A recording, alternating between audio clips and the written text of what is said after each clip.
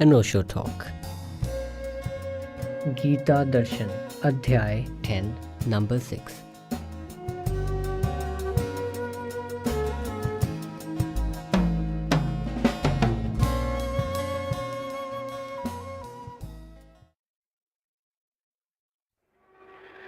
स्वयं मेवात्मनात्मनं वेत्थ त्वं पुरुषोत्तम भूतभावन्न भूतेश देवदेव जगत्पते वक्तुमर्हसि अशेषेण दिव्या ह्यात्मविभूतया याभिर्विभूतिभिः लोकान् इमान् त्वं व्याप्य तिष्ठसि। कथं विद्याहं योगिनः त्वां सदा परिचिन्तयन् केषु केषु च भावेषु चिन्त्योऽसि भगवन्मया। हे भूतों को उत्पन्न करने वाले, हे भूतों के ईश्वर, हे देवों के देव, हे जगत के स्वामी, हे पुरुषोत्तम, आप स्वयं ही अपने से आपको जानते हैं। इसलिए हे भगवान, आप ही उन अपनी दिव्य विभूतियों को संपूर्णता से कहने के लिए योग्य हैं, जिन विभूतियों के द्वारा इन सब लोकों को व्याप्त करके स्थित है।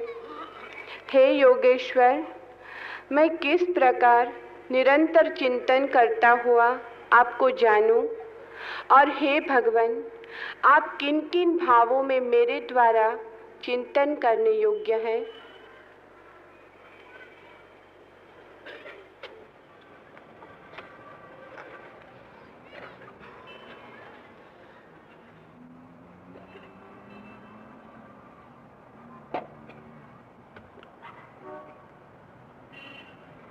अर्जुन का मन हो कितना ही जटिल, कितने ही हों द्वंद्व की परतें भीतर, पर अर्जुन सरल व्यक्तित्व है। जटिलता है बहुत, लेकिन अपनी जटिलता के प्रति किसी धोखे में अर्जुन नहीं है, और अपनी जटिलता को भी प्रकट करने में स्पष्ट और ईमानदार है।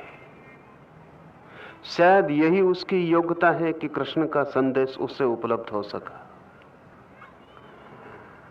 बीमार भी होते हैं हम, तो भी स्वीकार करने का मन नहीं होता। बीमारी को भी छिपाते हैं, और जो बीमारी को भी स्वीकार न करता हो, उसके स्वस्थ होने की संभावना बहुत कम हो जाती, क्योंकि जिसे मिटाना है उसे स्वीकार करना जरूरी है। जिसे मिटाना है उसे ठीक से पहचानना भी जरूरी है। जिससे मुक्त होना है उसे जाने बिना मुक्त होने का कोई उपाय नहीं। दो तरह की ईमानदारियां हैं। एक ईमानदारी है जो हम दूसरों के प्रति रखते हैं, वो ईमानदारी बहुत बड़ी ईमानदारी नहीं है, काम चलाऊ है, ऊपरी है। एक और ईमानदारी है गहरी, जो व्यक्ति अपने प्रति रखता है। वो ईमानदारी खोजनी बड़ी मुश्किल है। पहली ईमानदारी ही खोजनी बहुत मुश्किल है, दूसरी तो और भी मुश्किल है। अपने प्रति ईमानदार होना बड़ा कठिन है, क्योंकि हम सब ने अपने संबंध में कुछ धारणाएं, कुछ प्रतिमाएं बना रखी हैं, और अगर हम अपने प्रति ईमानदार हों तो हमारी ही निर्मित प्रतिमाएं हमारे हाथों ही खंडित हो जाती हैं। हम जो भी अपने को समझते हैं वो हम हैं नहीं। हम जो भी अपने को मानते हैं उससे हमारा दूर का भी संबंध नहीं है।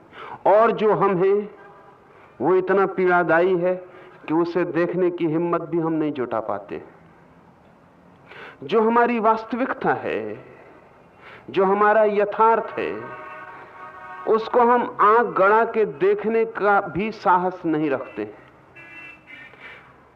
और धार्मिक जीवन का प्रारंभ तो उसी व्यक्ति का हो सकेगा जो अपने प्रति ईमानदार है, जो अपने यथार्थ को जानने का साहस जुटा पाता है, जो जैसा है वैसा ही अपने को उघाड़ के देख सकता है, चाहे हो कितना ही विकृत, और चाहे कितना ही गहन अंधेरा, और चाहे कितने ही रोग हो भीतर, और चाहे कितनी ही हो विक्षिप्तता, लेकिन जो उस सबको शांत भाव से देखने को तैयार है, स्वीकार करने को कि ऐसा मैं हूं, वही व्यक्ति धार्मिक हो सकता है। अपने प्रति ईमानदारी धार्मिक व्यक्ति का पहला कदम है। अर्जुन जटिल है, उलझा हुआ है, जैसा कि कोई भी मनुष्य जटिल है और उलझा हुआ है। मनुष्य होने के साथ ही वैसी जटिलता अनिवार्य है, लेकिन अर्जुन उसे छिपाने को आतुर नहीं है। जान के उसे भुलाने की भी उसकी चेष्टा नहीं। अनजाने जटिलता है, लेकिन जानकर अर्जुन उससे मुक्त होने के लिए भी आतुर है।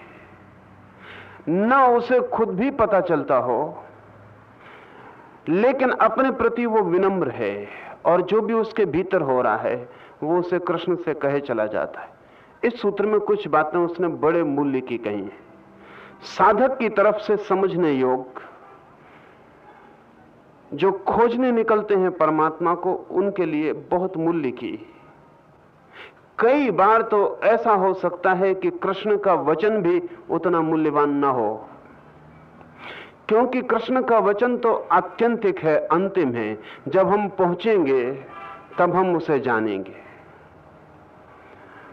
ऐसा हो सकता है कि बहुत बार अर्जुन का वक्तव्य बहुत कीमती हो, कृष्ण से भी ज्यादा कीमती हो हमारे लिए।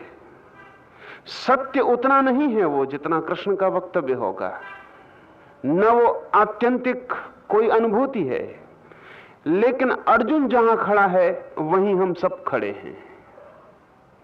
तो अर्जुन को समझ लेना, उसके वक्तव्य को समझ लेना, खुद को समझने के लिए बहुत कीमती है।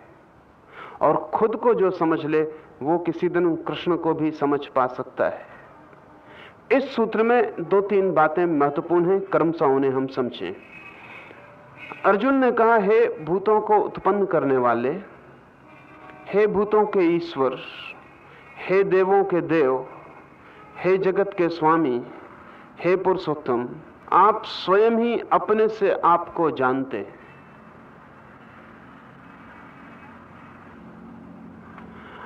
अर्जुन ने सूत्र के पहले कहा कि आप जो भी कहते हैं उसे मैं सत्य मानता हूं। अगर अर्जुन ये कहे कि उसे मैं सत्य जानता हूं तो वो बेईमानी हो जाएगी। उसने कहा मैं सत्य मानता हूं, ये ईमानदार वक्तव्य है। उसने ये नहीं कहा कि ऐसा मैं जानता हूं, उसने इतना ही कहा है कि आप जो कहते हैं उसे मैं सत्य मानता हूं। मेरी चेष्टा है, मेरा प्रयत्न है, मेरा भाव है, ये सत्य हो, ये सत्य होना चाहिए, ऐसी मेरी आकांक्षा है। चाहता हूं कि आप जो भी कहते हैं वो सत्य हो, मानता हूं कि वो सत्य है। लेकिन अर्जुन को इस कहते क्षण में भी शायद भीतर की उस दूसरी परत का भी अनुभव हुआ होगा कि ये मैं जानता नहीं हूं। इसलिए उसने इस वक्तव्य में बहुत गहरी बात कही है। उसने कहा है कि आप स्वयं ही अपने से अपने को जानते हैं। मैं चाहूं भी जानना तो कैसे जान सकता हूं? मैं कहूं भी कि जानता हूं तो वो असत्य होगा। आप अपने से ही अपने को जानते हैं। इस वक्तव्य के कई आयाम हैं। जगत में दो तरह की चीजें हैं। एक तो वे चीजें हैं जो पर प्रकाशित हैं। हम यहां बैठे, अगर बिजली का प्रकाश बंद हो जाए तो मैं आपको दिखाई नहीं पड़ूंगा, आप मुझे दिखाई नहीं पड़ेंगे। आप मुझे दिखाई पड़ते हैं आपके होने की वजह से ही नहीं। आपका होना जरूरी है लेकिन काफी नहीं। प्रकाश भी चाहिए तो आप मुझे दिखाई पड़ते हैं। आप हो और प्रकाश ना हो तो आप मुझे दिखाई ना पड़ेंगे।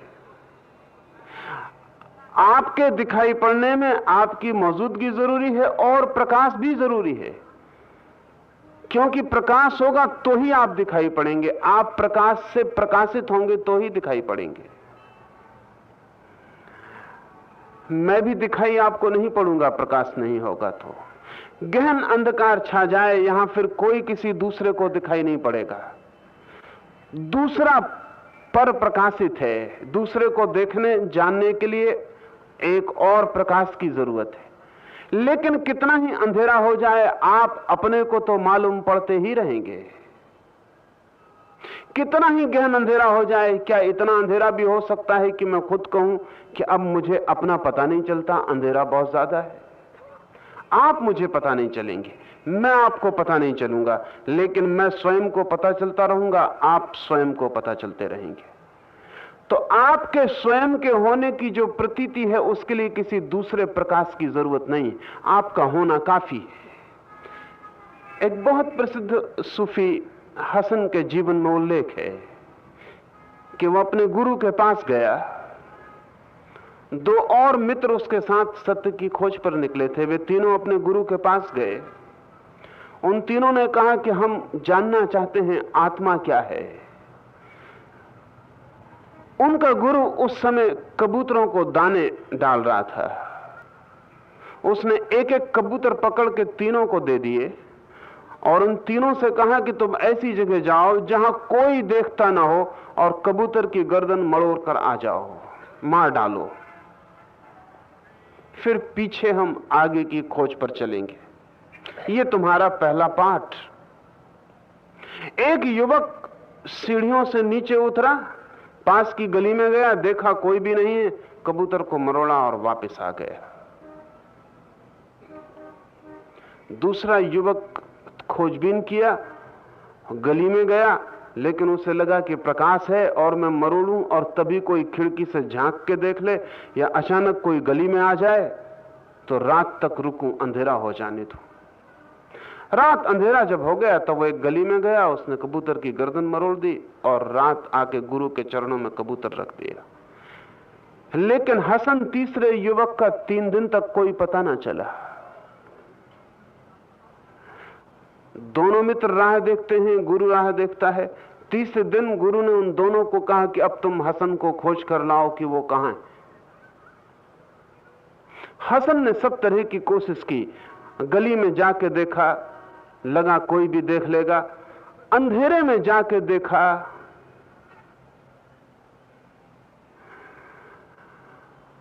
गहन अंधेरे में गया तो भी कबूतर की आंखें, जब भी कबूतर को मरोड़ने जाता कबूतर की आंखें अंधेरे में भी उसे दिखाई पड़ती।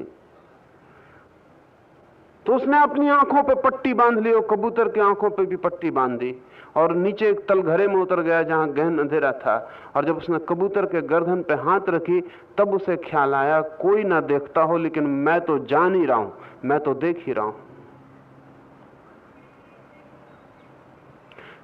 3 दिन बाद उसके साथी उसे पकड़ कर लाया। उसने कबूतर गुरु के चरणों में रख दिया। उसने कहा कि क्षमा करें, यह काम हो नहीं सकता, क्योंकि कहीं भी मैं जाऊं मैं तो देखता ही रहूंगा।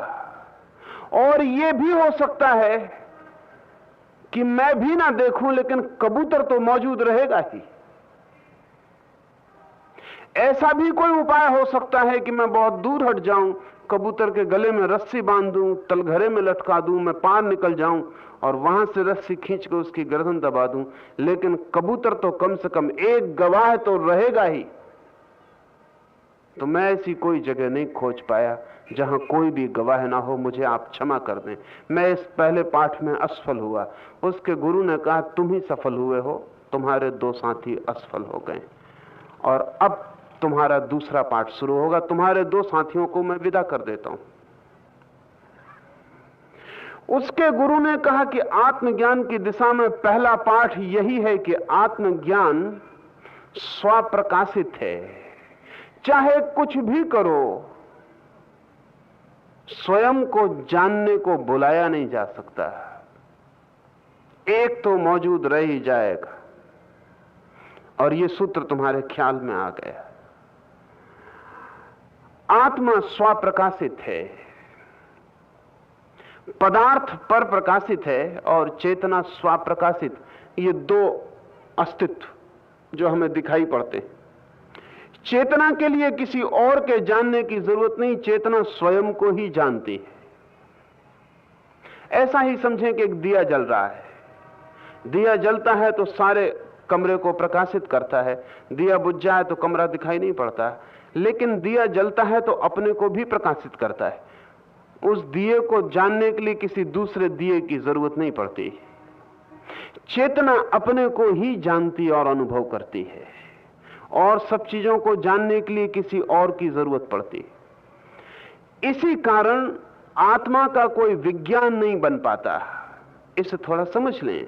इसी कारण वैज्ञानिक चिंतक आत्मा को स्वीकार नहीं कर पाते, क्योंकि वो कहते हैं कि जब तक हम ऑब्जर्व ना करें, निरीक्षण ना करें, प्रयोग ना करें, तब तक हम कैसे माने कि आत्मा है। और जब भी हम निरीक्षण करते हैं किसी वस्तु का तो वो पदार्थ होती है। जो निरीक्षण करता है वो आत्मा होता है, और जो निरीक्षण करता है उसका निरीक्षण करने का कोई उपाय नहीं। इसलिए वैज्ञानिक आत्मा को स्वीकार करने को राजी नहीं हो पाते। उनकी अपनी मजबूरी है। उन्होंने विज्ञान की जो परिभाषा स्वीकार की है, उसी परिभाषा ने सीमा बना दी। वे जिसका निरीक्षण कर सकें वही वैज्ञानिक तथ्य हो सकेगा। तब फिर जो निरीक्षण करता है वो कभी भी वैज्ञानिक तथ्य नहीं हो सकता। परिभाषा ने ही वर्जित कर दिया। वे कहते हैं जिस पर हम प्रयोग कर सकें उसको ही हम तथ्य मानेंगे, लेकिन जो प्रयोग करता है उसका हम क्या करें। निश्चित ही जब प्रयोग होता है तो कोई प्रयोग भी करता है, और जब निरीक्षण होता है तो कोई निरीक्षक भी है, और जब ऑब्जर्वेशन हो रहा है तो कोई ऑब्जर्वर भी है। लेकिन विज्ञान कहता है कि जब तक हम टेबल पर सामने रख के निर्णय ना ले सकें, निष्कर्ष ना ले सकें, विश्लेषण ना कर सकें, तब तक कुछ भी कहना मुश्किल है। अगर ये ही विज्ञान की परिभाषा रहने को है तो फिर हम आत्मा के संबंध में कभी भी विज्ञान निर्मित न कर पाएंगे, और विज्ञान कभी आत्मा के सत्य की घोषणा न कर पाएगा। या तो हमें विज्ञान की परिभाषा बढ़ानी होगी, और विज्ञान की परिभाषा में यह भी सम्मिलित करना होगा कि जो जाना जाता है वही नहीं, जो जानता है वो भी, उसका भी अस्तित्व है। अर्जुन कृष्ण से कह रहा है कि आप ही आपको जानते हैं। कृष्ण का अर्थ हुआ परम चैतन्य, चेतना की शुद्धतम अवस्था। तो अर्जुन कहता है मैं उसे जानूं भी तो कैसे जानूं। मेरे ज्ञान से आप नहीं जाने जा सकते। आप तो स्वयं ही प्रकाशित हैं, और आप ही अपने को जानने वाले हैं। मैं आपको कैसे जानूं, और मैं आपको अगर जानूं भी तो आपका शरीर ही जान पाता हूं। आपका पदार्थगत हिस्सा ही दिखाई पड़ता है। आपकी वाणी सुनाई पड़ती है, वो नहीं दिखाई पड़ता जो बोलता है। आपकी आंखें दिखाई पड़ती हैं, वो नहीं दिखाई पड़ता जो आंखों से देखता है। आपका हाथ अपने हाथ में ले लेता हूं, लेकिन हाथ तो पदार्थ है, वो मेरी पकड़ में नहीं आता जो हाथ के भीतर जीवन है। मैं आपको सब तरफ से पहचान लेता हूं, लेकिन ये पहचान बाहरी है।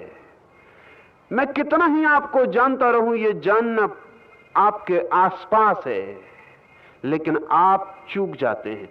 आप तक मैं नहीं पहुंच पाता हूं, आप मेरी पकड़ के बाहर रह जाते हैं। आप तो अपने को ही जानते हैं, आप ही अपने को जानते हैं, मैं आपको कैसे जान सकता हूं? इसलिए भक्तों ने कहा है, ज्ञानियों ने कहा है कि परमात्मा को तब तक नहीं जाना जा सकता जब तक आप स्वयं परमात्मा ना हो जाएं। परमात्मा होकर ही उसे जाना जा सकता है। इससे एक दूसरी बात भी ख्याल में ले लें, जगत में दो तरह के ज्ञान हैं। एक ज्ञान है जिसे बर्ट्रैंड रसल ने एक्विंटेंस कहा है, परिचय कहा है, और दूसरा ज्ञान है जिसे बर्ट्रैंड रसल ने नॉलेज कहा है, ज्ञान कहा है, परिचय और ज्ञान। जब हम किसी चीज को बाहर से देखते हैं तो वो परिचय है, एक्विंटेंस है, ज्ञान नहीं।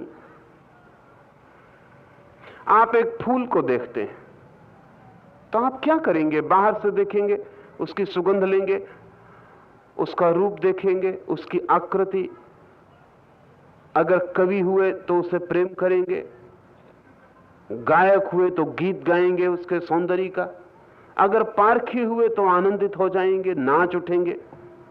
लेकिन ये फूल के बाहर से ही हो रहा है। अगर वैज्ञानिक हुए तो फूल को तोड़कर विश्लेषण करके उसके केमिकल्स, उसके तत्वों को अलग अलग बोतल में बंद करके लेबल लगा के रख देंगे कि इन इन चीजों से मिलके बना है ये फूल, इतना रस है इसमें, इतना पानी है, इतना खनिज है, इतना लोहा है, वो सब आप रख देंगे। लेकिन ये भी जानना बाहर से ही होगा, फूल के भीतर प्रवेश नहीं हुआ। फूल एक ऑब्जेक्ट रहा, आप जानने वाले अलग रहे, बाहर रहे। अगर कवि की तरह जाना तो थोड़े निकट आए, लेकिन फिर भी दूर रहे, क्योंकि निकटता भी दूरी का एक नाम है।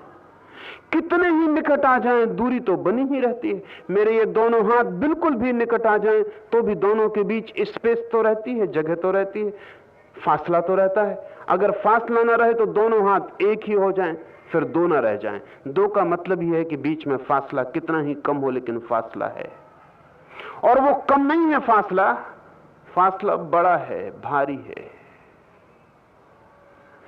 फासला इतना बड़ा है कि कितना ही उपाय करें वो मिटता नहीं, हम कितने ही करीब ले आए मिटता नहीं।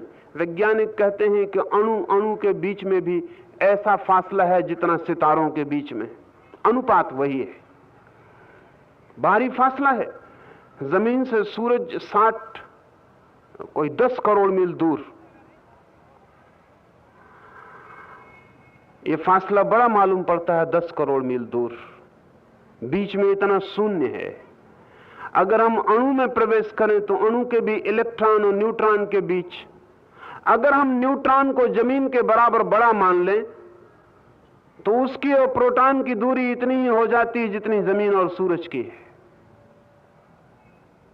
अनुपात फासला इतना ही बड़ा है। दो अणु भी पास पास नहीं है जो बिल्कुल पास मालूम पड़ रहे हैं। हमारे हाथ जब बिल्कुल पास हैं तब भी भारी फासला है, और फासला कभी मिटता नहीं, दो के बीच दूरी बनी ही रहती। निकटता भी दूरी का एक नाम है। कह सकते हैं निकटता कम से कम दूरी है, और दूरी कम से कम निकटता है, और कोई ज्यादा फासला नहीं। कितने ही पास से हम जाने दूरी है, उसी दूरी को वैज्ञानिक भी मिटाने की कोशिश करता है। वो चीर फाड़ करके पदार्थ के भीतर घुस जाता है, फूल को तोड़ डालता है, क्योंकि नहीं तोड़ेंगे तो भीतर प्रवेश नहीं हो सकेगा। तोड़ के भी हम पार ही रहते हैं, भीतर नहीं पहुंच पाते, फूल टूट जाता है, दूरी उतनी ही रहती है, फासला कम नहीं होता। सच तो यह है कि कवि ज्यादा करीब पहुंच जाता है फूल के बजाय वैज्ञानिक के। हालांकि वैज्ञानिक अपने औजारों से भीतर घुसने की कोशिश करता है।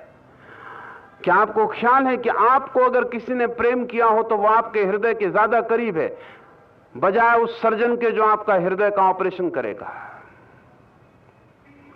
हृदय का ऑपरेशन करने वाला बिल्कुल आपके हृदय में हथियार डाल देगा, फिर भी उतने करीब नहीं है जितना वो जिसने आपको प्रेम किया है। कवि निकट आ सकता है, वैज्ञानिक भी निकट आने की कोशिश करता है, लेकिन निकट कोई भी आ नहीं पाता, फासला बना रहता है, दूरी बनी रहती। प्रेमियों के बीच में भी दूरी बनी रहती, कितने ही बड़े प्रेमी हों, बड़ी दूरी बनी रहती। दो प्रेमी बिल्कुल सट के आसपास बैठे हों, पूर्णिमा की रात हो, बड़े गीत गाते हों, प्रेम की चर्चा करते हों, फिर भी फासला भारी बना रहता है, भारी फासला बना रहता है। और इसलिए प्रेमी भली भांति अनुभव करते हैं कि जितने करीब आते हैं उतनी दूरी बढ़ती हुई मालूम पड़ती है,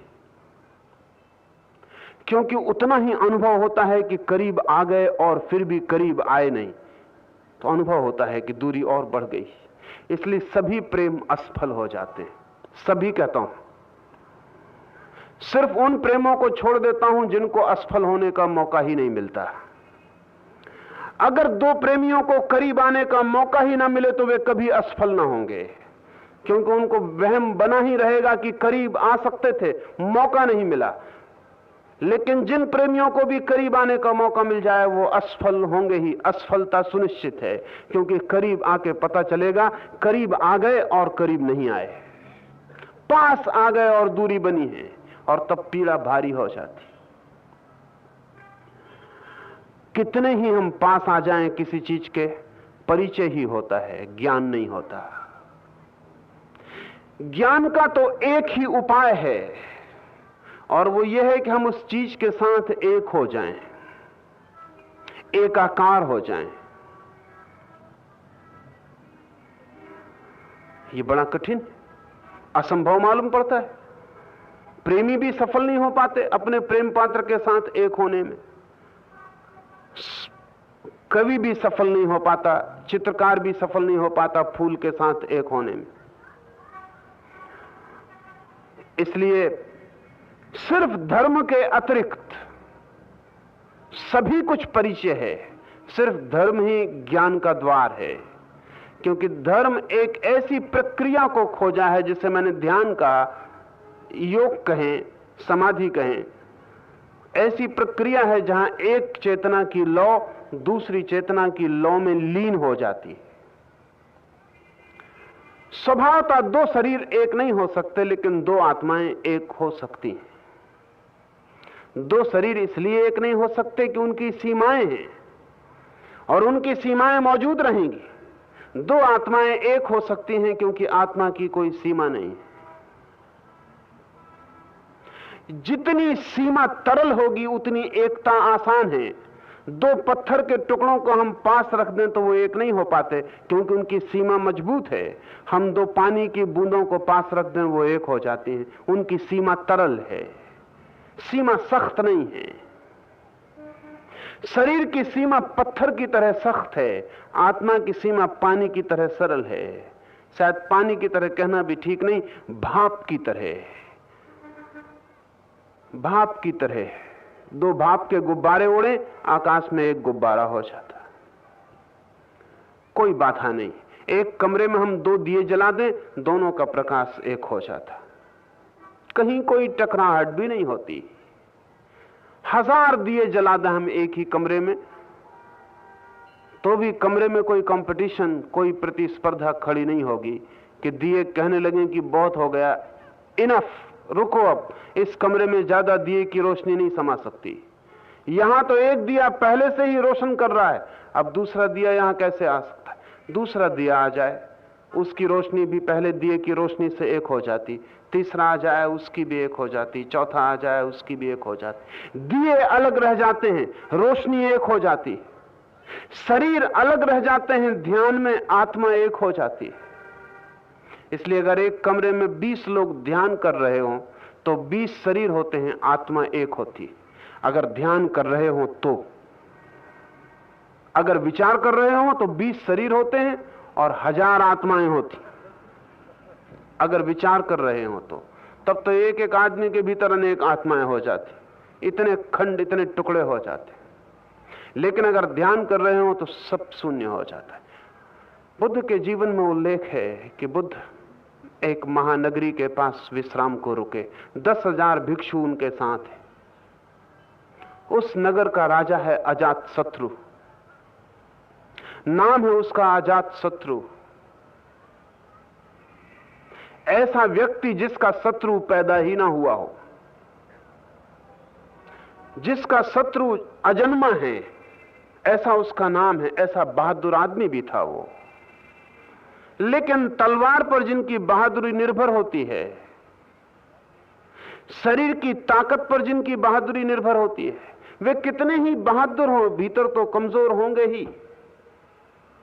अजात शत्रु को उसके आमात्यों ने, उसके मंत्रियों ने कहा कि बुद्ध का आगमन हुआ है, आप भी उनके दर्शन को चलें।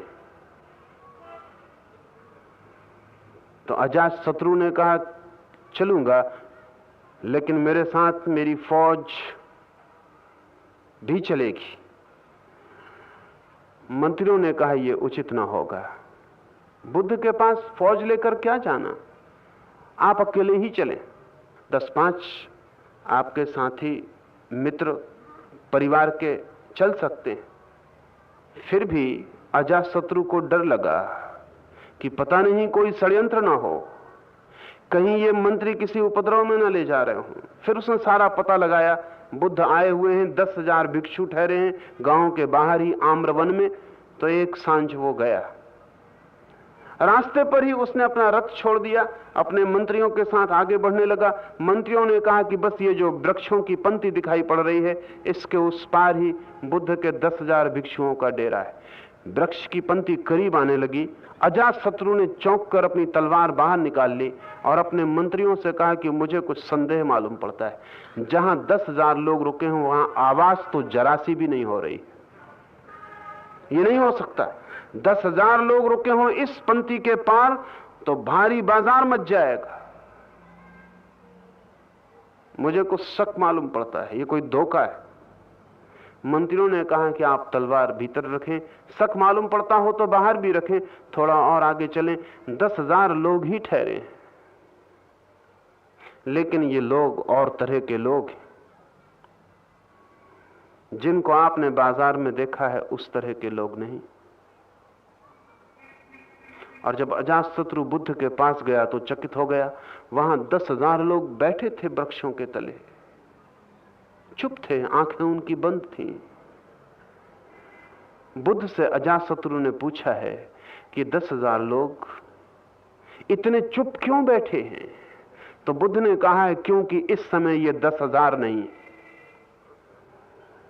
क्योंकि इस समय ये 10,000 नहीं है, इस समय ये ध्यान में है। ध्यान का अर्थ हुआ कि हमारी जो आत्मा है वो जब शांत हो जाती है तो तरलता से आसपास फैल जाती, जुड़ जाती, एक हो जाती। ज्ञान, अगर ज्ञान का हम यही अर्थ करते हो कि किसी वस्तु को उसके केंद्र से जानना, परिधि से नहीं, उसके बाहर से नहीं, उसके प्राणों में, उसके अंतस्थल में डूबकर जानना, अगर ज्ञान की यही परिभाषा हो तो धर्म के अतिरिक्त ज्ञान का और कोई स्रोत नहीं है। क्योंकि धर्म ही उस कला का जन्मदाता है जो आपकी सीमाओं को तोड़ डालती है और आपको असीम के साथ एक होने का अवसर, सुविधा और संभावना जुटा देती। अर्जुन ने कृष्ण से कहा कि आप स्वयं ही अपने से आपको जानते हैं, मैं कैसे आपको जान सकता हूं? मैं दूर हूं, मैं बाहर हूं, मैं और हूं, आप कृष्ण हैं, मैं अर्जुन हूं। फासला है, मैं मान ही सकता हूं। ध्यान रहे, इसी को मैं उसकी ईमानदारी कह रहा हूं। आप अपने मानने को भी जानना कहने लगते हैं, तब बेईमानी हो जाती। अगर आप भी कहें कि मैं ईश्वर को मानता हूं, जानता नहीं, तो मैं कहूंगा आप ईमानदार आदमी हैं और किसी दिन धार्मिक भी हो सकते हैं। लेकिन हम मानने की बात ही नहीं करते, हम कहते हैं मैं जानता हूं कि ईश्वर है। इतना ही नहीं, हम ईश्वर जिसको हम सिर्फ मानते हैं, जानते नहीं, उसके लिए लड़ सकते हैं, काट पीट कर सकते हैं, हत्याएं कर सकते हैं। लोग मंदिर जलाते हैं, मस्जिद जलाते हैं, गिरजे तोड़ डालते हैं। इतना पक्का है उनका जानना कि दूसरे का गलत होना इतना सही है कि अगर हत्या भी करनी पड़े तो वो पीछे नहीं हटते। मानने वाले लोग जिनको कुछ भी पता नहीं है, इतने अहमन्य हो सकते हैं। उसका एक ही कारण है कि वो अपने मानने को जानने की भ्रांति में पड़ जाते हैं, अपनी तरफ बेईमानी हो जाती। ठीक से समझ लेना चाहिए क्या मैं मानता हूं और क्या मैं जानता हूं, क्या है मेरी बिलीफ, मेरा विश्वास, और क्या है मेरा ज्ञान, मेरी अनुभूति। इसका फासला एकदम स्पष्ट होना चाहिए। इसलिए अर्जुन ने कहा कि मैं मानता हूं कि आप जो कहते हैं सत्य है, आप ईश्वर हैं, आप समस्त भूतों को उत्पन्न करने वाले, समस्त भूतों के ईश्वर, देवों के देव, हे जगत के स्वामी, हे पुरुषोत्तम। लेकिन ये सब मान्यता है मेरी, क्योंकि आप स्वयं ही अपने से आपको जानते हैं। ये सब भी मैं कहूं तो ये मेरा जानना नहीं है, ये मेरा भाव है, मेरा ज्ञान नहीं। ये मेरी श्रद्धा है, मेरी प्रतीति, मेरा साक्षात्कार नहीं। इतना बारीक फासला स्पष्ट होना चाहिए साधक को। तो दूसरी घटना भी घट सकती है।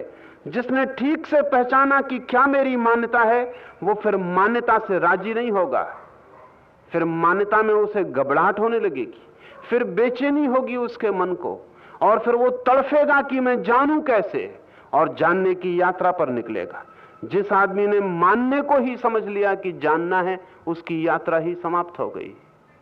वो मंजिल पे पहुंच ही गया बिना पहुंचे, उसने पा ही लिया बिना पाए, वो सिद्ध हो ही गया साधन से गुजरे बिना, साधना से गुजरे बिना उपलब्धि हो गई उसे, उसने मान लिया। इस जगत में अधिक लोग इसलिए ठहर जाते हैं क्योंकि आगे उपाय ही नहीं बचता। आप जान ही लेते हैं बिना जाने, तो फिर आगे यात्रा करने को कुछ बचता नहीं। एक आदमी कहता है कि मैं ईश्वर को जानता हूं, बात खत्म हो गई, अब जाने को कहीं बची भी नहीं कोई जगह। फासला कायम रखें, स्पष्टता से समझें कि ये मेरी मान्यता है, मेरा जानना नहीं, और जानना अभी शेष है, और अभी मुझे चलना होगा, और अभी मुझे संघर्ष करना होगा, और अभी मुझे बड़ी रास्ता बाकी है जिसे पूरा करना है, और तब कहीं मैं जानने तक पहुंच पाऊंगा। लेकिन हम आंख बंद करके यहीं बैठ जाते हैं रास्ते के किनारे, पड़ाव मंजिल बन जाता है। और अगर हमसे कोई कहे कि ये पड़ाव है, मंजिल नहीं, यहां मत डेरा डालो, उठो, तो हम नाराज होंगे, क्योंकि ये आदमी हमारी नींद खराब करता है, क्योंकि ये आदमी हमारे विश्राम को तोड़ रहा है, क्योंकि हम मान के बैठ गए, मजे में हो गए, शांत हो गए, झंझट मिटी, अब कहीं जाने को ना रहा, अब हम विराम कर सकते हैं, विश्राम कर सकते हैं। ये आदमी कहता है कि नहीं, ये मंजिल नहीं है, ये सिर्फ रास्ते का किनारा है, उठो, तो इस आदमी पर हमें क्रोध आता है। इसलिए इस जगत में जब भी किसी ने हमसे कहा है कि तुम जहां रुके हो वो मंजिल नहीं है, तो हम नाराज हुए। चाहे जीसस, चाहे कृष्ण, चाहे बुद्ध, चाहे महावीर, चाहे नानक, चाहे कबीर, जिसने भी हमसे कहा है कि कहां तुम बैठे हो रास्ते के किनारे, वो हमें दुश्मन मालूम पड़ा। दुश्मन इसलिए मालूम पड़ा कि हमारे घर को बर्बाद किए दे रहा। हम घर बना के बैठ गए, हम बड़े मजे में हैं। मजा यह है कि हमने पा लिया, और ये लोग आते हैं और ये हमें झकझोर देते हैं और हिला के घर के बाहर निकालते हैं और कहते हैं कि ये रास्ता लंबा है अभी, और जिसे तुम घर समझ रहे हो, ये घर वैसा ही है जैसा शुतुरमुर्ग दुश्मन को देख के घबरा जाता है और सिर को रेत में खपा के खड़ा हो जाता है। और चूंकि रेत सिर रेत में चला जाता है, आंखें बंद हो जाती हैं, दुश्मन दिखाई नहीं पड़ता, तो शुतुरमुर्ग सोचता है कि जो दिखाई नहीं पड़ता वो है नहीं। उसका तर्क, इसका नाम शुतुरमुर्ग का तर्क है। शुतुरमुर्ग का अपना तर्क है कि जो नहीं दिखाई पड़ता वो नहीं है। हम भी तो यही कहते हैं, हमारे पास भी लोग हैं वो कहते हैं ईश्वर नहीं दिखाई पड़ता इसलिए नहीं है। शुतुरमुर्ग भी यही कहता है, सिर को गड़ा लेता है रेत में, दुश्मन दिखाई नहीं पड़ता, नहीं है, बात खत्म हो गई, निश्चिंत हो जाता है। हम सब भी अपने सिर खपा लेते हैं अपनी मान्यताओं में। मान्यताओं की रेत आंखों को अंधा कर देती, फिर हम कुछ बन के बैठ जाते हैं जो हम नहीं हैं।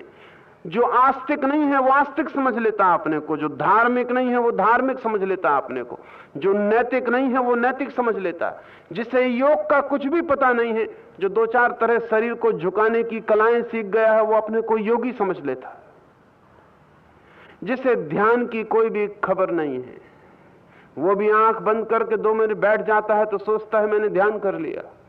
जिसे प्रभु स्मरण का कोई पता नहीं है, वो भी कोई राम कृष्ण कोई भी नाम की रटन थोड़ी देर लगा लेता है तो सोचता है कि बस ईश्वर स्मरण हो गया। इस तरह हम रेत में छिपा लेते हैं अपने सिर को, अपनी बुद्धि को भी गपा लेते हैं, अंधे होकर मान्यता को जानना समझ के रुक जाते हैं। जब भी कोई कबीर, कोई कृष्ण, कोई क्राइस्ट हमें धक्का देगा और कहेगा शुतुरमुर्ग निकालो सिर बाहर, तो हमें क्रोध आता है कि सब नींद खराब किए दे रहा है ये आदमी। फिर यात्रा करनी पड़ेगी, फिर चलना पड़ेगा, जो मिल गया था वो फिर खो जाएगा, ये छीन लेगा। लेकिन ध्यान रहे, जो भी आपसे छीना जा सकता है ठीक से समझ लेना वो आपके पास है ही नहीं। ये वक्तव्य बड़ा उल्टा मालूम पड़ेगा। जो आपके पास नहीं है केवल वही छीना जा सकता है, और जो आपके पास है उसे छीनने का कोई भी उपाय नहीं। ये वक्तव्य पैराडॉक्सिकल लगेगा, क्योंकि मैं कह रहा हूं जो आपके पास नहीं है केवल वही छीना जा सकता है, और जो आपके पास है वो कभी नहीं छीना जा सकता। जीसस ने इस वचन का उपयोग किया है। जीसस ने कहा है जिनके पास नहीं है उनसे छीन लिया जाएगा, और जिनके पास है उन्हें और दे दूंगा। उल्टा लगता है, हम सबको लगेगा कि तो बिल्कुल बिल्कुल इकोनॉमिक्स की उल्टी बात हो गई। जिसके पास नहीं है उसे दो, जिसके पास है उससे छीनो। ये सीधा समाजवाद का तर्क है। जिसके पास है उससे छीनो और जिसके पास नहीं है उसे दो। लेकिन ये आध्यात्मिक लोग न मालूम कैसा उल्टा समाजवाद है इनका। जीसस कहते हैं जिसके पास नहीं है उससे छीन लिया जाएगा, और जिसके पास है उसे और दे दिया जाएगा। निश्चित ही, लेकिन यह तर्क किसी दूसरी दुनिया का है। जहां समाजवाद लागू होता है उस दुनिया से इसका कोई संबंध नहीं है। ये इस सूत्र की बात मैं आपसे कह रहा हूं। आपको अगर डर लगता हो कि आपका परमात्मा छिन सकता है तो समझना वो आपके पास नहीं है। आपको डर लगता हो कि आपका मोक्ष छिन सकता है तो समझना वो आपके पास नहीं है। आपको डर लगता हो कि आपकी आत्मा, आपका ज्ञान, आपकी श्रद्धा छिन सकती है तो वो आपके पास नहीं है। एक मित्र मेरे पास आते थे, तीसरे दिन उन्होंने मुझे पत्र लिखा कि अब मैं दोबारा आपके पास नहीं आऊंगा, क्योंकि जब मैं आपके पास आया उसके पहले मैं बड़ा आश्वस्त था कि जानता हूं, और आपसे मिलकर मुझे नुकसान के सिवाय लाभ नहीं हुआ, क्योंकि अब मुझे शक होने लगा है कि मैं जानता भी हूं कि नहीं जानता हूं। पहले मैं बड़े मजे में था और अब सब मेरा मजा अस्त व्यस्त हो गया। तो मैंने उनको खबर भेजी कि अब तुम आओ या ना आओ, अब ये अस्त व्यस्तता मिट नहीं सकती। एक धोखा टूट जाए तो आप वापस नहीं लौट सकते। फिर जीवन का नियम है कि जो भी जान लिया जाए उसे फिर मिटाया नहीं जा सकता। ज्ञान को मिटाने का कोई उपाय नहीं। अगर यह भी ज्ञान हो जाए, अगर यह भी मुझे पता चल जाए कि जो मैं जानता था वो गलत है, तो अब कोई उपाय नहीं है इससे वापस लौट जाने का। अब आगे ही बढ़ना पड़ेगा। जीवन आगे जाना ही जानता है, पीछे जाने का कोई उपाय नहीं। विकास पीछे नहीं लौटता। लाख उपाय करें तो भी 1 इंच पीछे नहीं जा सकते। तो मैंने उनसे कहा अब आओ या ना आओ, लेकिन जो तुम्हारे पास था वो कभी नहीं होगा। अब तो तुम्हें आगे बढ़ के उसे पुनः प्राप्त करना होगा। लेकिन वो चेष्टा करेंगे फिर किसी झाड़ के नीचे, फिर किसी रास्ते के किनारे दूसरा घर बना ले। पुराना भी टूट गया, कोई हर्ज नहीं, फिर दूसरा बना ले, फिर उसमें छिप जाएं। हम सस्ते में निपटना चाहते हैं, इसलिए दुनिया में शॉर्टकट इतने प्रभावी हो जाते। कोई भी कह देता है कि कोई दिक्कत नहीं है, माला फेर लो रोज 1 बार, सब ठीक हो जाएगा।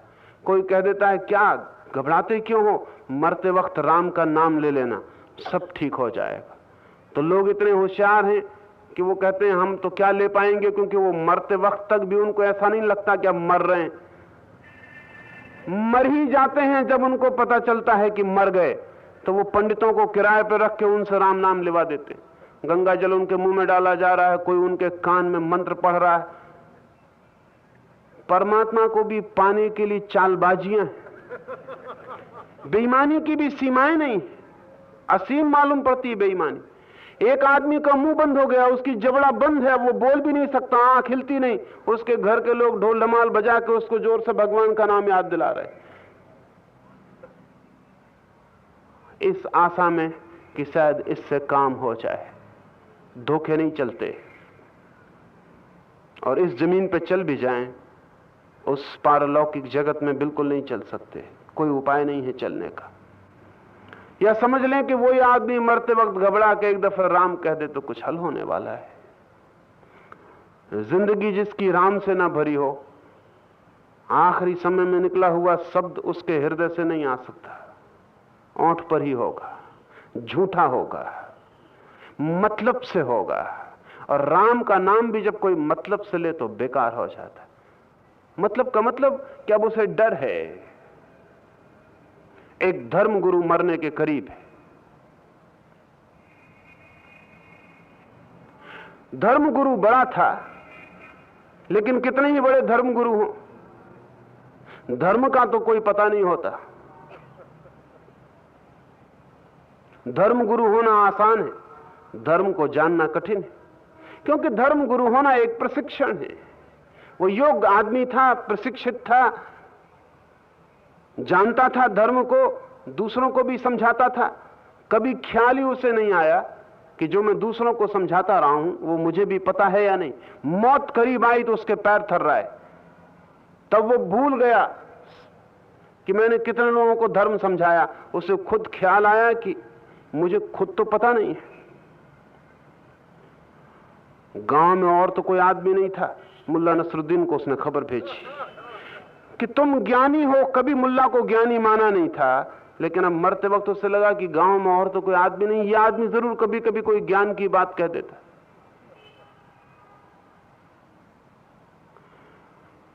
मुल्ला नसरुद्दीन आया, उस धर्मगुरु ने कहा कि मैं देखता हूं कि तुम्हारे वक्तव्यों में कभी कभी कोई मिस्टिक, कोई रहस्यपूर्ण वक्तव्य होता है। कभी तुम ऐसी बात कह देते हो हंसी हंसी में कि तीर की तरह उतर जाती। मैं मर रहा हूं, मेरे लिए कोई एकांश सूत्र जो मरते वक्त में पूरा कर सकूं। जिंदगी तो मेरी यूं ही दूसरों को समझाने में चली गई, खुद समझने से वंचित रह गया हूं। अब मैं क्या करूं? तो मुल्ला ने उसके कान में कहा कि तुम एक काम करो, एक छोटा सा मंत्र तुम्हें देता हूं। कहो कि हे परमात्मा मेरी रक्षा कर, और हे शैतान मेरी रक्षा कर। उस आदमी ने कहा क्या कह रहे हो? मुल्ला ने कहा समय खोने का मौका नहीं है, we can not take chance. पता नहीं कौन दो में से तुम्हारे काम पड़े, तुम दोनों की प्रार्थना करो। ये कोई मौका सोच विचार का ज्यादा नहीं, दो ही अल्टरनेटिव, दो ही विकल्प है कि या तो तुम नरक जाओगे या तुम स्वर्ग जाओगे। पता नहीं कहां जाओ, किसी को नाराज करना इस वक्त ठीक नहीं है। तुम दोनों का नाम ले लो, जहां भी जाओ कहना दूसरे का भूल से लिया था। इतनी तो समझदारी करो। सारे आदमी मरते वक्त ऐसी ही बेईमानी कर रहे हैं। किसी तरह हम धोखा देना चाहते हैं अस्तित्व को भी, लेकिन धोखे से हो नहीं सकता, क्योंकि खुद को हम कैसे धोखा दे सकेंगे? दूर से जिसने मान्यता को मान लिया हो यही मेरा ज्ञान है, वो इस तरह की प्रवंचना में पड़ ही जाएगा। तो अर्जुन स्पष्ट है, उसने कहा कि क्या मेरी मान्यता है, और अब वो कहता है कि जानना भी मैं चाहता हूं, यात्रा करने को मैं उत्सुक हूं। आप स्वयं ही अपने से आपको जानते हैं, मैं तो नहीं जान सकता हूं। जो भी मैं कह रहा हूं पता नहीं ठीक है या गलत है। भाव से कह रहा हूं, हृदय पूर्वक कह रहा हूं, लेकिन मेरी प्रज्ञा का इससे कोई स्पर्श नहीं है। ऐसा मैंने जाना नहीं, ऐसी घटना नहीं घटी है कि मैं कह सकूं, मैं खुद गवाह बन सकूं, ऐसी घटना नहीं घटी। इसलिए उसने दूसरे गवाहों के नाम लिए, कहा कि इन महर्षि ने कहा है, उन महर्षि ने कहा है। मैं खुद नहीं कह सकता, मैं खुद गवाही नहीं हो सकता हूं अभी। ये सरलता है, ये ईमानदारी है। इसलिए हे भगवान, आप ही अपनी उन दिव्य विभूतियों को संपूर्णता से कहने के योग्य हैं कि जिन विभूतियों के द्वारा इन सब लोगों को व्याप्त करके आप स्थित हैं। मैं नहीं कह सकूंगा, मैं कितना ही कहूं कि हे भूतों को उत्पन्न करने वाले, हे सर्वभूतों के ईश्वर, हे देवों के देव, हे जगत के स्वामी, हे पुरुषोत्तम, मेरे ओंठों पर ये सब शब्द ही हैं, भावपूर्ण लेकिन शब्द ही। कितने ही हृदय से कहूं फिर भी मेरा अस्तित्व इनसे स्पर्श नहीं होता है, फिर भी ऐसा मैं नहीं जानता हूं। इसलिए आप ही उन दिव्य विभूतियों को संपूर्णता से कहने के योग्य हैं। आप ही अपने अस्तित्व को पूरा उघाड़े तो उघड़े, आप ही खोलें अपने मंदिर के द्वार तो मैं प्रवेश करूं। मैं द्वार के बाहर कितनी ही दस्तक देता रहूं, मेरे कमजोर हैं हाथ, और मुझे यह भी पक्का पता नहीं कि मैं दीवार पे दस्तक दे रहा हूं कि दरवाजे पे दस्तक दे रहा हूं। और मैं कितना ही पुकारूं, मुझे यह पक्का पता नहीं कि मैं तुम्हारी तरफ मुंह करके पुकार रहा हूं कि पीठ करके पुकार रहा हूं। मैं कितना ही दौड़ूं, बहुत साफ नहीं है कि मैं तुम्हारी तरफ दौड़ रहा हूं कि तुमसे दूर भाग रहा हूं। अर्जुन ये कह रहा है कि मुझ अज्ञानी से तुम्हारे संबंध में कौन सा वक्तव्य दिया जा सकेगा? तुम ही कहो, तुम ही बता सकोगे अपनी समग्रता को, अपनी टोटलिटी को। यह बात सोचने जैसी है। ईश्वर के संबंध में जितने वक्तव्य दिए गए हैं वे सभी पार्शियल हैं, वे सभी आंशिक हैं। जितने भी वक्तव्य दिए गए वे सभी आंशिक हैं।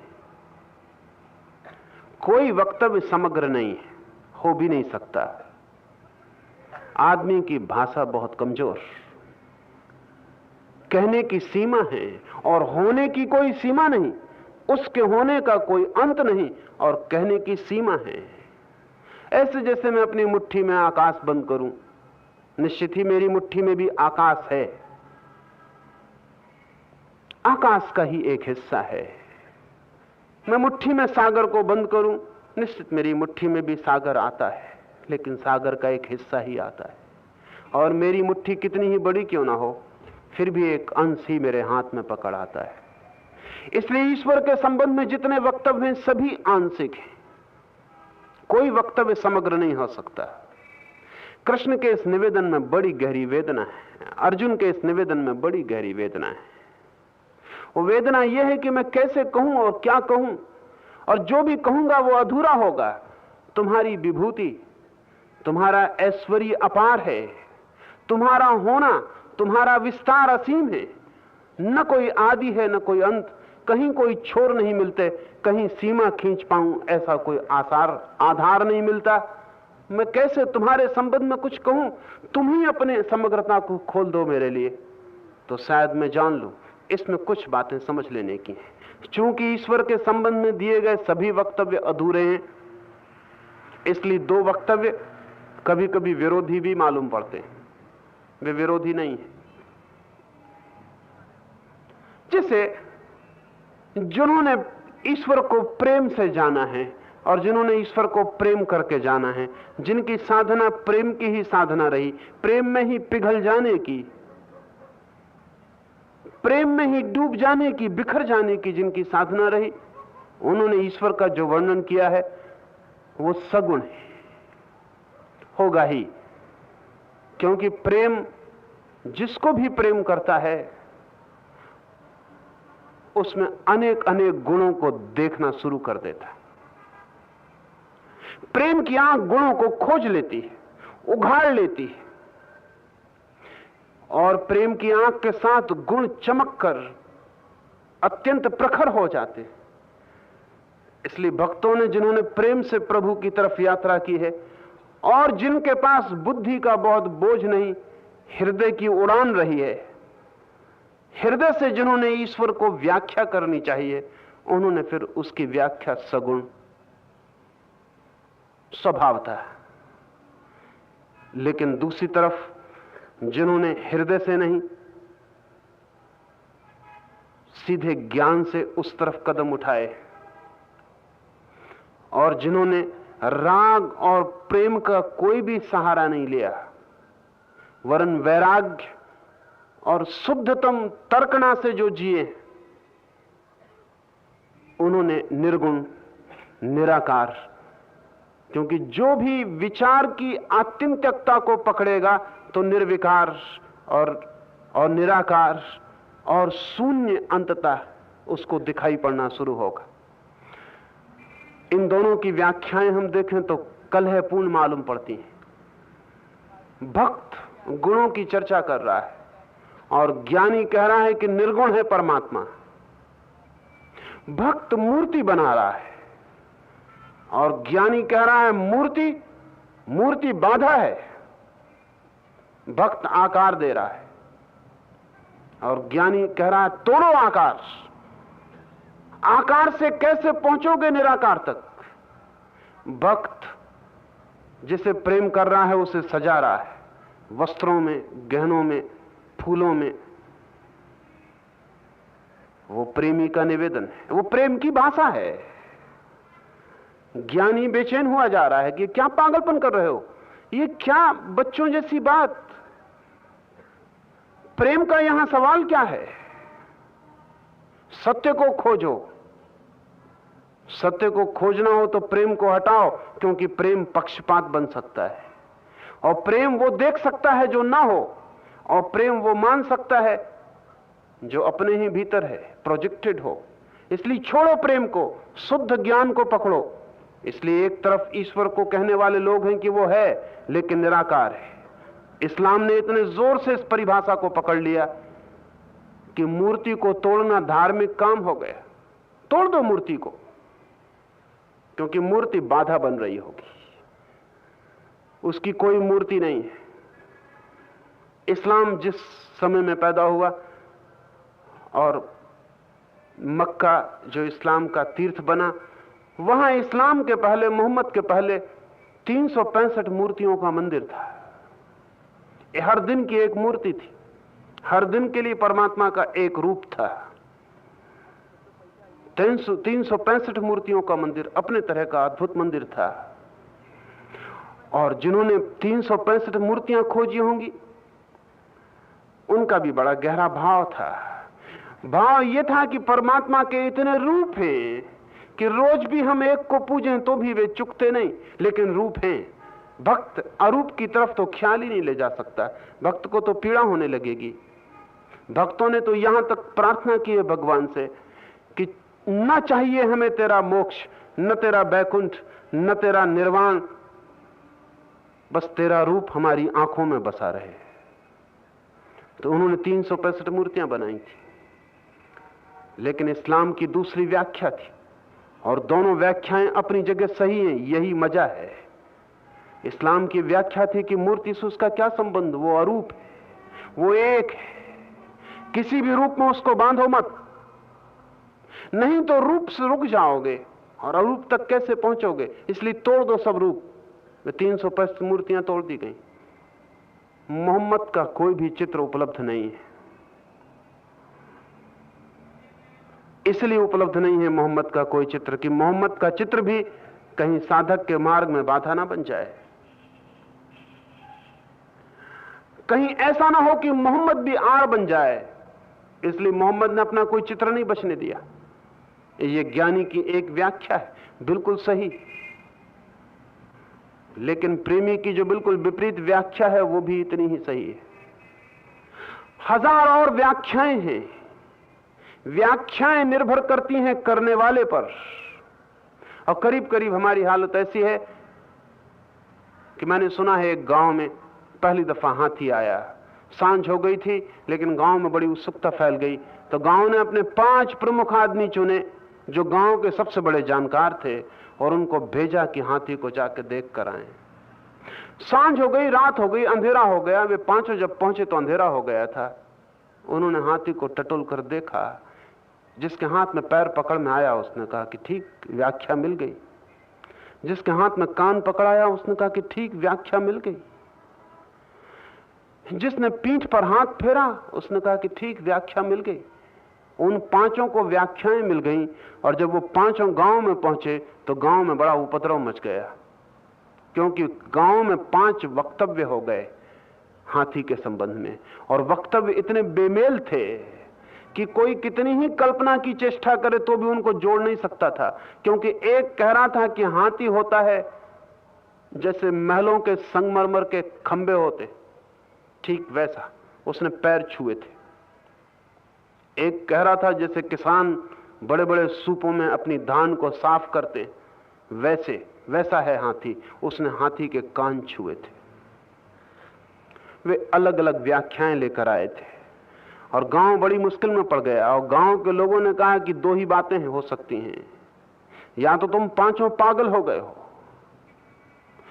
और या फिर तुम 5 चीजों को देखकर लौटे हो, एक चीज को देखकर नहीं। पर उन्होंने कहा हम एक ही चीज को देखकर लौटे, हम पांचों एक ही चीज को देखकर लौटे। तो फिर गांव के लोगों ने कहा कि फिर तुम पांचों पागल हो गए हो, क्योंकि तुम पांचों सही नहीं हो सकते। तुम कैसी बातें कर रहे हो? कहां महल का खंबा और कहां किसान का सूप? क्या संबंध है? खंबा सूप हो सकता है, सूप खंबा हो सकता है? कोई संबंध नहीं है। तब उन्होंने कहा कि फिर हम रुकें, लेकिन रुकना भी बड़ा मुश्किल था। रात भर गांव में बेचैनी रही, और भी अनेक लोग गए पीछे और टटोल के लौटे और गांव में पंथ हो गए। कुछ लोगों ने कहा कि ठीक है, जिसने खबर दी है कि हाथी खंबे की तरह है। गांव में 5 पंथ हो गए और जल्दबाजी इतनी थी कि सुबह की प्रतीक्षा भी कैसे की जाए। लेकिन सुबह जब लोगों ने हाथी देखा तो सारे गांव में हंसी, सारे लोग अपने पे हंसने लगे कि पागल कोई और नहीं था, हम सब पागल थे। और गलती किसी की नहीं थी, गलती इतनी ही थी कि अंश को पूर्ण समझ लिया था।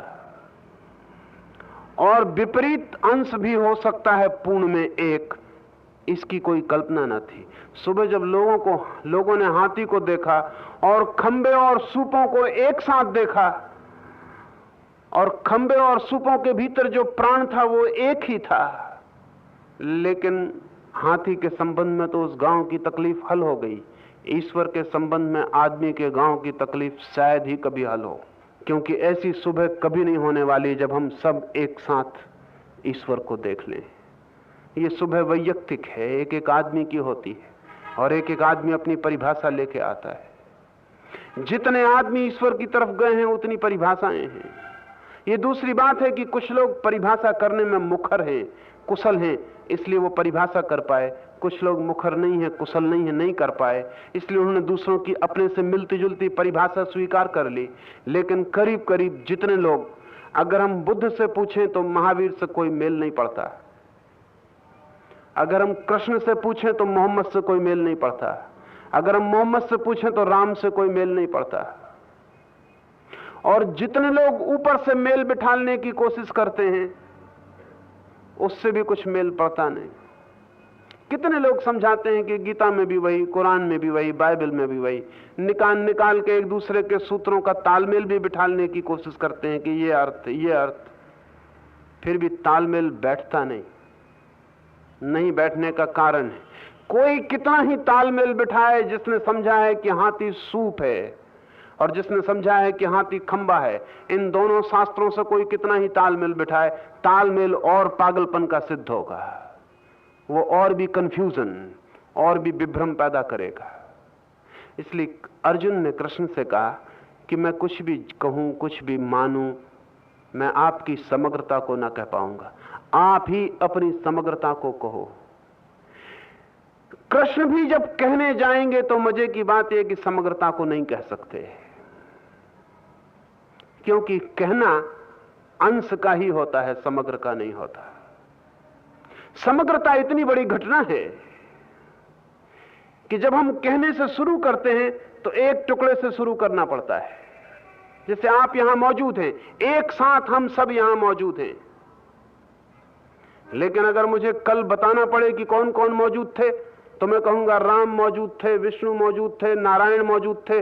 मुझे एक रेखा बनानी पड़ेगी। जब मैं कहूंगा राम मौजूद थे तो सिर्फ राम मौजूद मालूम पड़ेंगे, फिर मैं कहूंगा विष्णु मौजूद थे, फिर नारायण मौजूद थे, फिर मैं एक एक नाम लूंगा। आप सब इकट्ठे मौजूद हैं। जब मैं बोलूंगा तो मुझे एक एक बोलना पड़ेगा, लिनियर, एक रेखा में बोलना पड़ेगा, और आप सब बिना रेखा के इकट्ठे मौजूद हैं।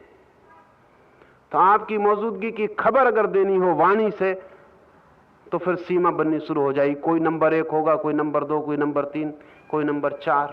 यहां आप बिना नंबर के एक साथ मौजूद हैं, और आप ही मौजूद नहीं हैं, पशु पक्षी मौजूद हैं, आकाश मौजूद है, तारे मौजूद हैं, पृथ्वी मौजूद है, अनंत मौजूद है। यहां इसी क्षण सब कुछ मौजूद है, पूरा अस्तित्व मौजूद है। अगर इसकी हम चर्चा करने जाएं तो चर्चा नहीं हो सकेगी, कृष्ण भी करेंगे तो नहीं हो सकेगी। इसलिए अर्जुन जो शब्द उपयोग कर रहा है वो है, इसलिए हे भगवान, आप ही अपनी उन दिव्य विभूतियों को संपूर्णता से कहने के योग्य हैं कि जिन विभूतियों के द्वारा इन सब लोगों को व्याप्त करके स्थित हैं। हे योगेश्वर, मैं किस प्रकार निरंतर चिंतन करता हुआ आपको जानूं, और हे भगवान, आप किन भावों में मेरे द्वारा चिंतन करने योग्य हैं। वो कहता है कि आप ही कह सकते हैं, लेकिन तत्क्षण जो वो जोड़ता है वो बहुत महत्वपूर्ण है। कहता है आप कह सकते हैं अपनी समग्रता को, लेकिन तत्क्षण वो जोड़ता है, वो कहता है मैं किस प्रकार निरंतर चिंतन करता हुआ आपको जानूं। बड़ा महत्वपूर्ण ये नहीं है कि आप कहें, आप भी कहेंगे तो पता नहीं मैं जान पाऊं न जान पाऊं। आप कह भी देंगे तो भी मैं समझ पाऊं न समझ पाऊं। आप कह भी देंगे तो भी मैं सुनूं या ना सुनूं। जीसस ने कहा है कि कान है तुम्हारे पास लेकिन तुम सुनते कहां हो, आंखें हैं तुम्हारे पास लेकिन तुम देखते कहां हो। तो जिनके पास कान हो और जो सुन सकते हो वो सुन लें, और जिनके पास आंखें हो और देख सकते हो वो देख लें। कान से सुन लेना एक बात है, शब्द कान पर पड़ेगा सुनाई पड़ जाएगा, लेकिन अर्जुन पूछता है मैं किस प्रकार निरंतर चिंतन करता हुआ आपको जानूं। आप कह भी दें तो भी शायद ही हल हो। मैं कैसे जानूं आपका कहा हुआ, मेरा जानना कैसे हो जाए, उसकी विधि मुझे कहें, उसका मार्ग मुझे बताएं। और हे भगवान, आप किन किन भावों में मेरे द्वारा चिंतन करने योग्य हैं, और मेरी योग्यता को समझें, मेरी पात्रता को, मेरी संभावना को, और मैं किन भावों में आपका चिंतन करूं कि आपको जान पाऊं। यहां बहुत सी बातें। परमात्मा को किसी भी भाव से पाया जा सकता है, लेकिन हर व्यक्ति हर भाव से नहीं पा सकता। सभी भावों से पाया जा सकता है उसे, लेकिन आप सभी भाव करने में समर्थ नहीं हो सकते। आपका कोई अपना भाव आपको खोजना पड़े। आपका भाव, आपका निजी भाव, जो आपका प्राण बन सकता हो, जिसका बीज आपके भीतर छिपा हो, जिसकी आपकी पात्रता हो, उस भाव से ही आप परमात्मा को खोजें तो ही खोज पाएंगे। लेकिन बहुत बार ऐसा होता है हम दूसरों के भावों से उसे खोजने चलते हैं, और तब हम नहीं खोज पाते। न तो कोई दूसरे की आंखों से देख सकता है, और न कोई दूसरे के हाथों से छू सकता है, और न कोई दूसरे की बुद्धि से जान सकता है। अपनी ही भाव की दशा जिससे परमात्मा का मेल खाए, अस्तित्व से मेल खाए, जाननी और खोज लेनी जरूरी है। हमारी जिंदगी की बड़ी से बड़ी दुर्घटना यही है कि हमें यही पता नहीं कि मैं किस पात्रता को लेकर पैदा हुआ। बड़ी से बड़ी विडंबना यही है। अगर कोई हम समझें कि इस जगत का बड़ा से बड़ा अघटनी घट रहा है, तो वो ये है कि किसी को ये पता नहीं कि वो क्या होने को हुआ है, क्या हो सकता है, क्या है उसकी संभावना, बीज क्या है छुपा हुआ उसके भीतर, वो किस चीज का बीज है, वो चमेली का फूल बनेगा कि चंपा का फूल बनेगा, वो कौन सा फूल बन के परमात्मा के चरणों पर चढ़ सकता है। अगर चमेली का फूल चंपा का फूल होने की कोशिश करता रहे तो परमात्मा के चरण बहुत दूर है, क्योंकि चंपा होना ही संभव नहीं है। अगर गुलाब का फूल चमेली का फूल होने की कोशिश में पड़ा रहे तो परमात्मा के चरण बहुत असंभव हैं, क्योंकि पहले तो वो चमेली ही नहीं हो पाएगा, चढ़ने का कोई सवाल नहीं। मैं किस भांति चढ़ूंगा, मेरा होने का ढंग मुझे खोजना पड़े। और एक एक व्यक्ति का अपना निजी ढंग है, वही तो व्यक्तित्व का अर्थ है। एक एक व्यक्ति अपने ढंग का व्यक्ति है, बेजोड़, उस जैसा कोई दूसरा नहीं है। लेकिन हम सब उधार जीते, इमिटेटिव, और हम सब एक दूसरे को उधारी थोपते चले जाते। अगर मुझे भक्ति प्रीति कर लगती है तो मैं अपने बेटे पे भक्ति थोप दूंगा, बिना इसकी फिक्र किए कि वो उसका भाव है। अगर मुझे भक्ति अरुचिकर है तो मैं अपने बेटे पर भक्ति का विरोध थोप दूंगा, बिना इसकी फिक्र किए कि वो उसका मार्ग है। और हम सब एक दूसरे पे थोपते चले जाते और इतने थोपने वाले हो जाते हैं कि कठिनाई हो जाती। मैंने सुना है एक छोटा बच्चा स्कूल में, उससे पूछा गया कि तू बड़ा होकर क्या बनना चाहता है? तो उसने कहा, क्या बनना चाहता हूं इसका तो मुझे पता नहीं, एक बात पक्की है कि मैं पागल बन जाऊंगा। उसके इंस्पेक्टर ने पूछा कि ये तुझे ख्याल कैसे आया? तो उसने कहा, मेरी माँ चाहती है कि मैं इंजीनियर बनूं, मेरा बाप चाहता है कि डॉक्टर बनूं, मेरा भाई चाहता है कि चित्रकार बनूं, मेरी बहन कुछ और चाहती है, मेरी मौसी कुछ चाहती है, मेरी चाची कुछ चाहती है, मेरे चाचा कुछ चाहते हैं। वो सब लोग कोशिश में लगे हैं अपने अपने ढंग से मुझे कुछ बनाने की। मुझसे तो ना किसी ने पूछा है, ना मुझे पता है। एक बात पक्की है कि अगर वो सब सफल हो गए तो मैं पागल हो जाऊंगा, हो ही जाएगा। और सफल भी ना हो तो भी पागल हो जाए, असफल भी हो जाएं तो भी लकीरें छोड़ जाएंगे। सामान्य जीवन में तो यह हो ही रहा है, उस असामान्य जीवन की यात्रा पर भी बड़ी गहन रेखाएं हम पर छोड़ दी जाती। अब एक मैं देखता हूं कभी कि कोई आदमी जन्म से हिंदू घर में पैदा हुआ है, कोई आदमी जन्म से मुसलमान घर में पैदा हुआ है, लेकिन जन्म से धर्म का क्या संबंध? कोई भी संबंध नहीं है। अगर एक आदमी जन्म से कम्युनिस्ट के घर में पैदा हुआ है तो कम्युनिस्ट होने की मजबूरी नहीं है, फिलहाल अभी तक तो नहीं है।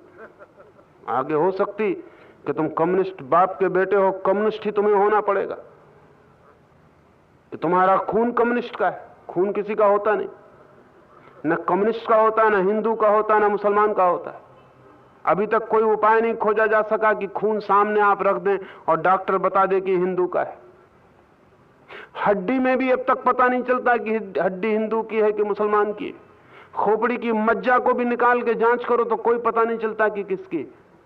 बच्चे कोई धर्म, कोई विचार, कोई पंथ मत लेके पैदा नहीं होते, बच्चे संभावना लेके पैदा होते हैं कुछ होने की, लेकिन हम उनके ऊपर थोप देते हैं कुछ। एक आदमी मुसलमान के घर में पैदा हुआ है, ये हो सकता है इसके लिए कृष्ण का मंदिर भाव बन जाए, लेकिन इसको अड़चन आएगी, इसको अड़चन आएगी। मूर्ति के सामने ये नाच कैसे सकता है? एक मुसलमान ने मुझे आके कहा, तब मुझे ख्याल आया। उसने मुझे कहा कि मेरा तो मन होता है कि जैसे मीरा नाचती फिरी कृष्ण को लेकर, ऐसे मैं नाचता फिरूं, लेकिन मैं मुसलमान हूं और ये तो कुफ्र है, ये तो बड़ी बुरी बात है, मूर्ति पूजा, और ये तो नहीं हो सकता,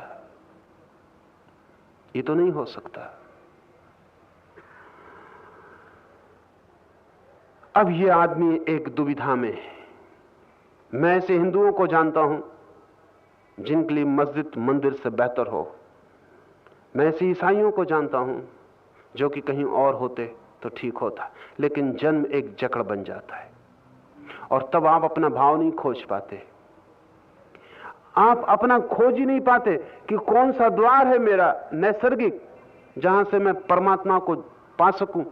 हम सबको इसकी फिक्र नहीं है कि कोई परमात्मा को पाए। हिंदू को फिक्र है कि हिंदू के परमात्मा को पाना, मुसलमान को फिक्र है कि मुसलमान के परमात्मा को पाना। अगर तुमने हिंदू का परमात्मा पा लिया तो उससे तो बेहतर था कि ना पाते परमात्मा और मुसलमान रहते, या ना पाते परमात्मा और हिंदू रहते, लेकिन मुसलमान का परमात्मा पाके क्यों अपनी जिंदगी बर्बाद कर रहे हो? हमें परमात्मा से कोई प्रयोजन नहीं है, हमारा परमात्मा। अब परमात्मा हमारा तुम्हारा नहीं हो सकता, कोई दो परमात्मा भी नहीं है। लेकिन ये हमारे मन की आज तक की व्यवस्था है। इस व्यवस्था के कारण दुनिया में धर्म के जितने फूल खिल सकते हैं नहीं खिल पाते। इस कारण जितने लोग धार्मिक हो सकते हैं नहीं हो पाते। धर्म तो भावगत है, जन्मगत नहीं। इसे ठीक से समझ लें, धर्म भावगत है, जन्मगत नहीं।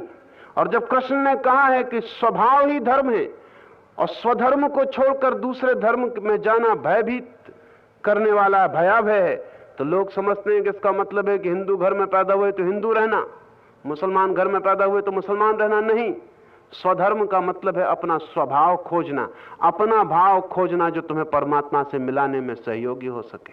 वो व्यक्तिगत ट्यूनिंग है। एक एक व्यक्ति को अपनी तरंग खोजनी पड़ती, अपनी वेवलेंथ खोजनी पड़ती कि मेरे हृदय की तरंग किस भांति परमात्मा की तरंग से जुड़ सकती।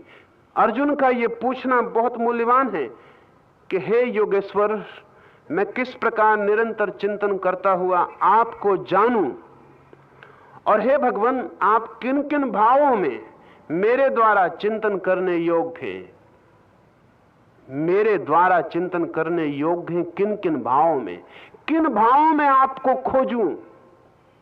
कैसे ये मेरे लिए सरल होगा कि जो अभी मैं मानता हूं कल वो मेरा ज्ञान भी बन जाए।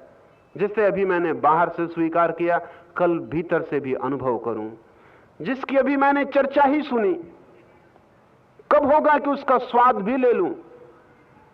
अभी जब मैं दूसरे की गवाही खोजता फिरता हूं कब वो क्षण आएगा जब मैं भी गवाह हो जाऊं कि जो मैं कह रहा हूं उसका मैं ही गवाह हूं। तो दो बातें, एक तो किस विधि निरंतर चिंतन करता हुआ आपको जानूं, दो बातें पूछी हैं और दो ही विशेष हैं। किस विधि चिंतन करता हुआ, ये ज्ञान के लिए ज्ञान की जो विधियां हैं, और दूसरा वो पूछता है किस भाव से, वो भक्त की विधि है। ठीक अर्थों में जगत में दो ही विराट भेद हैं मनुष्यों के, मस्तिष्क केंद्रित और हृदय केंद्रित। दो ही प्रकार हैं, पुरुष और स्त्रीण। जब मैं कहता हूं पुरुष और स्त्रीण तो पुरुष और स्त्री से मतलब नहीं है, प्रतीकात्मक। स्त्रीण व्यक्तित्व को मैं कहता हूं जो हृदय केंद्रित है, वो चाहे पुरुष हो और चाहे स्त्री हो। और पुरुष उस व्यक्तित्व को कहता हूं जो मस्तिष्क केंद्रित हो, वो स्त्री हो चाहे पुरुष हो, इससे कोई फर्क नहीं पड़ता। इन दोनों के मार्ग बिल्कुल अलग हैं। अर्जुन को यह भी ख्याल में नहीं है, इसलिए मैं कहता हूं वो बहुत सरल है। उसे यह भी पता नहीं कि मैं बुद्धिवादी हूं, हृदयवादी हूं, कि मैं किस मार्ग से चलूं, भाव से या ज्ञान से। वो दोनों बातें पूछ लेता है कि किस भांति चिंतन करता हुआ आपको जानूं। अगर मेरा ये मार्ग हो कि विचार के द्वार से ही मैं आप तक पहुंचूं, तो किस भांति विचार करता हुआ पहुंचूं। या अगर भाव मेरा मार्ग हो तो मैं किस भाव के झरोके से आपको झांकूं। ये दो विराट धाराएं हैं। इसके छोटे छोटे बहुत तरह के अंग हैं, लेकिन वे गौण हैं। महत्वपूर्ण यही है, अब तक जगत में जिन लोगों ने भी पाया है परम सत्य को, उन्होंने या तो विचार की आत्यंतिक गति से या भाव की। एक तरफ बुद्ध हैं, महावीर हैं, लाओत्से हैं, क्राइस्ट हैं। एक तरफ मीरा है, चैतन्य है, कबीर है, थेरेसा है, राबिया है। इस तरह के लोग हैं जिन्होंने भाव से पाया है। उनकी पूरी की पूरी व्यवस्था जीवन की साधना की अलग होगी, विपरीत होगी। जिन्होंने ज्ञान से पाया है उनकी बिल्कुल विपरीत होगी। विचार से जो चलेगा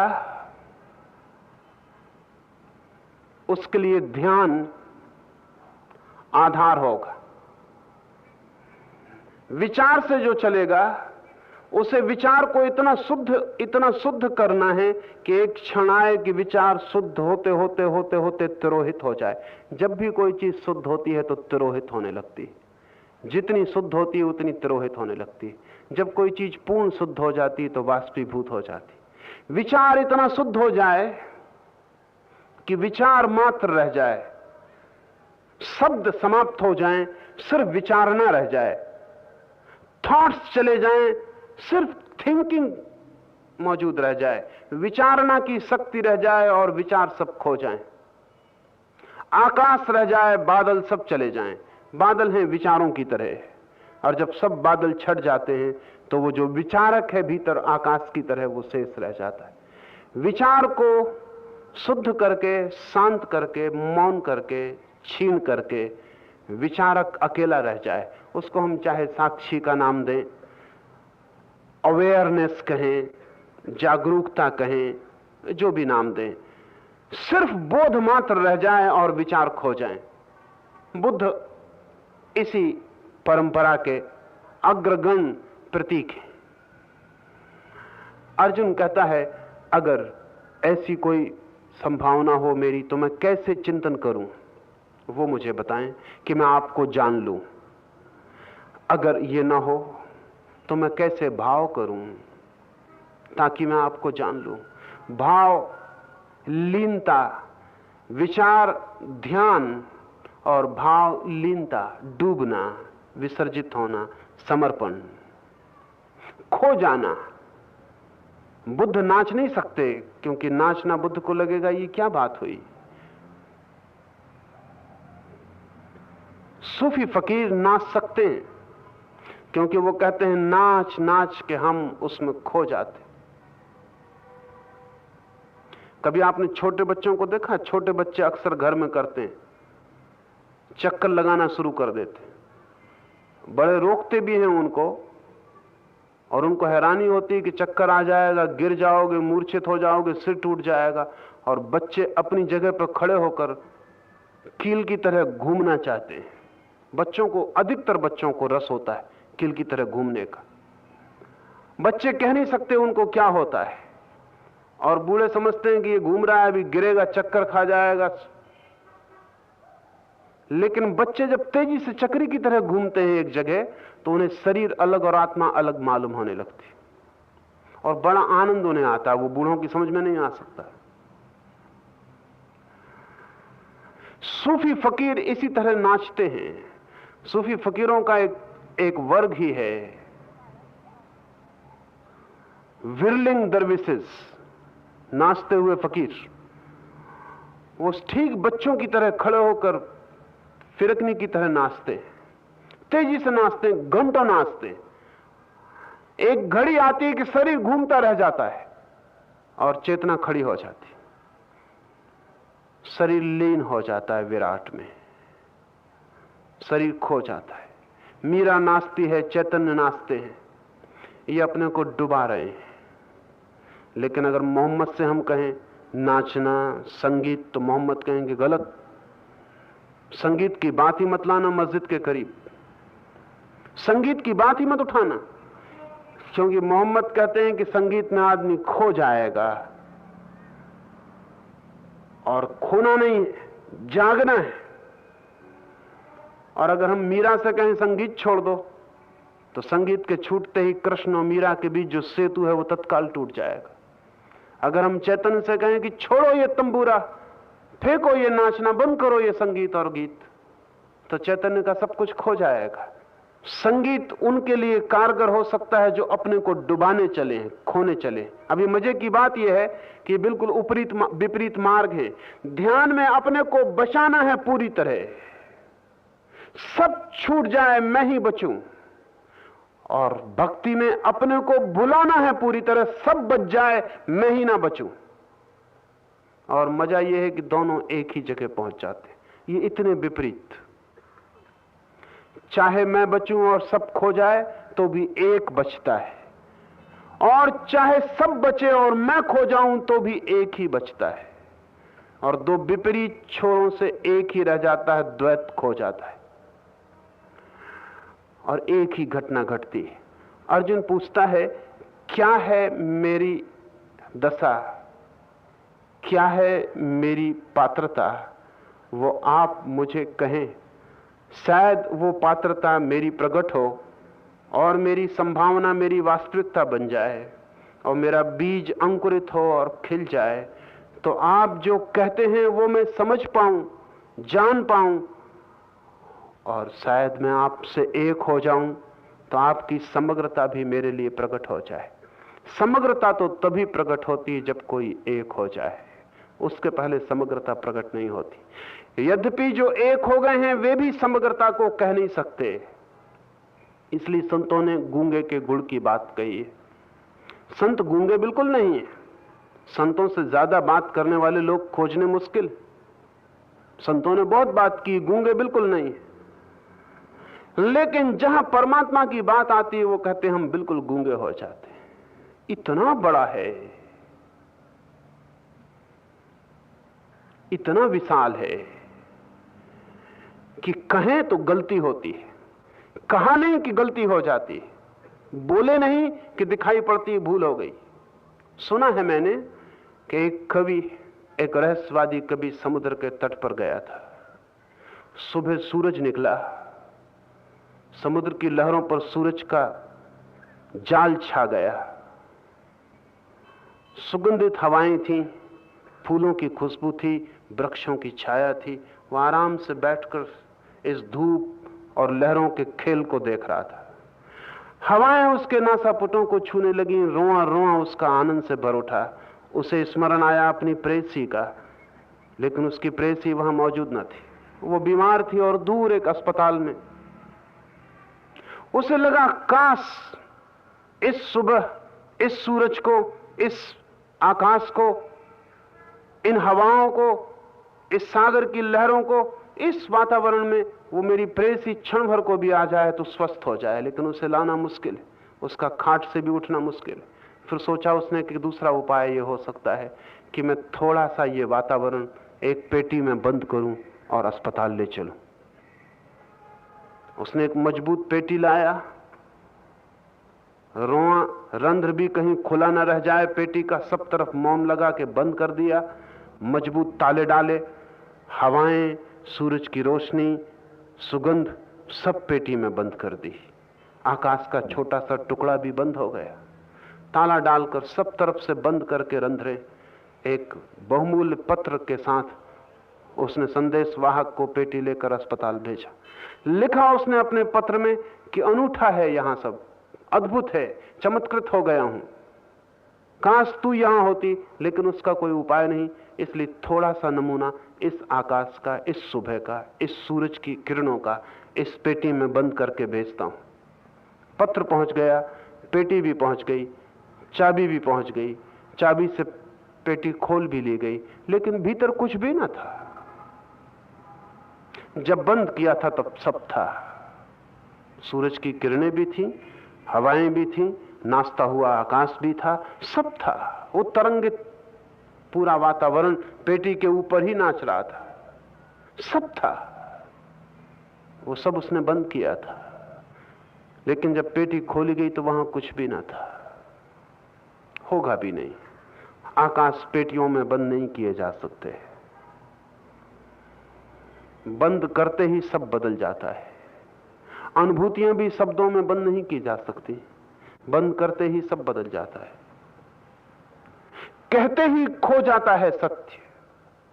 इसलिए लाओ त्से ने कहा है, अगर मैं कहूं तो भूल होगी, क्योंकि जो कहा जा सकता है वो सत्य ना होगा, और जो मैं कहना चाहता हूं वो मैं सत्य ही कहना चाहता हूं। इसलिए उचित है कि मैं चुप ही रहूं। लेकिन चुप रहने से भी तो नहीं कहा जा सकता। चुप रहने वाले लोग भी हुए हैं, फिर भी नहीं कहा जा सकता, बोल के भी नहीं कहा जा सकता। आदमी की बड़ी बेचैनी, लेकिन जीकर थोड़ी सी खबर दी जा सकती है। अगर ये कवि मुझे मिल जाए, बहुत मुश्किल है, कहां खोजें, उसके नाम धाम का कुछ पता नहीं, जिसने ये पेटी में बंद करके भेजा था। अगर ये मुझे मिल जाए तो इससे मैं कहूं कि पेटी में बंद मत कर, एक और उपाय है, एक और उपाय है, वही एकमात्र उपाय है। तू पेटी में बंद मत कर, तू ठीक से इस आकाश को जी ले, तू ठीक से इन हवाओं को पी ले, तू ठीक से सूरज की इन किरणों को तेरी आंखों में समा जाने दे। ये सुबास जो तुझे प्रीतिकर लगती है तेरे रोए रोए में रम जाए। ये सारा आकाश जो तेरे तरफ चारों तरफ फैला है विराट, ये तेरे हृदय के भीतर भी समा जाए। और फिर तू नाचता हुआ, तू ही नाचता हुआ अस्पताल पहुंच जा। तू नाच अस्पताल जाके, वैसे ही जैसे हवा में तरंगे नाचती थी और वृक्षों की पत्तियां नाचती थी और फूल कपते थे। इन सबके कंपन को, जीवित कंपन को लेकर तू ही अस्पताल नाचता हुआ पहुंच जा, तो शायद तेरा वो उन्मत्त भाव, तेरा वो हर्षोन्माद, तेरी वो समाधिस्थ दशा तेरी प्रेसी को खबर दे सके कि जहां से तू आया है वहां जाने योग्य है। इतनी खबर हो सकती है। कृष्ण के कहने से पता नहीं चलेगा, कृष्ण के होने से पता चलता है जरूर। बुद्ध के कहने से पता नहीं चलेगा, होने से पता चलता है। इसलिए अर्जुन पूछता है कि कैसे मैं अपनी आंखों को खोलूं तुम्हारी तरफ, कैसे मेरे कान तुम्हें सुनने में समर्थ हो जाएं, और कैसा मेरा हृदय तुम्हारी हृदय की धड़कन को अनुभव करने लगे। क्या चिंतन करूं, क्या भाव करूं, तुम ही मुझे कहो। अर्जुन की सरलता स्पष्ट है। मान्यता को अगर वो मान लेता कि जान लिया, तो अब कृष्ण से पूछने को कुछ शेष नहीं था। जाना उसने नहीं है, ये उसे पता है और इसे वो छुपा भी नहीं रहा है, इसे वो स्पष्ट कह रहा है। इसलिए रास्ता खुल सकता है, रास्ता बन सकता है। अभी महीना भर हुआ, एक मित्र मेरे पास आए, कृष्ण मूर्ति को सुनते हैं, 20 वर्ष से सुनते हैं। तो मुझसे आके बोले कि सब ठीक लगता है वो जो कहते हैं, लेकिन कुछ हुआ नहीं। 20 साल हो गए सुनते हुए, कान पक गए सुनते हुए, शब्द शब्द याद हो गए। जो वो कहते हैं दोहरा सकता हूं, और बिल्कुल ठीक कहते हैं ऐसा भी समझता हूं, लेकिन कुछ होता नहीं। तो मैंने उनसे पूछा, एक बार फिर से सोचो, जो वो कहते हैं वो समझ गए हो? अगर समझ गए हो तो हो जाना चाहिए, क्योंकि समझना और हो जाने में फासला नहीं है। नहीं, वो बोले समझता तो मैं बिल्कुल पूरा हूं, समझने में रत्ती भर कमी है नहीं है, लेकिन होता कुछ नहीं है। अब इस आदमी की बड़ी कठिनाई है। इसको वहम है कि समझता हूं, क्योंकि अगर समझ ही ले कोई तो होने में कुछ बचता नहीं, कुछ बचता नहीं। अगर मैं ये कहूं कि मुझे पक्का पता है कि दरवाजा कहां है मकान में, लेकिन जब भी मैं निकलता हूं तो दीवार से टकरा जाता हूं। पक्का मुझे पता है कि दरवाजा कहां है, समझता हूं कि दरवाजा कहां है, लेकिन जब निकलता हूं तो दीवार से टकरा जाता हूं। 20 साल से समझता हूं कि दरवाजा कहां है। तो हम उस आदमी से क्या कहेंगे कि तुम्हारी समझ में कहीं भूल होगी। अगर तुम्हें पक्का पता है कि दरवाजा कहां है, तो फिर दीवार से टकराने का सवाल कहां है, निकल जाओ। वो कहता समझता तो पूरा हूं, लेकिन जब भी चलता हूं तो दीवार में ही सिर लगता है जाके।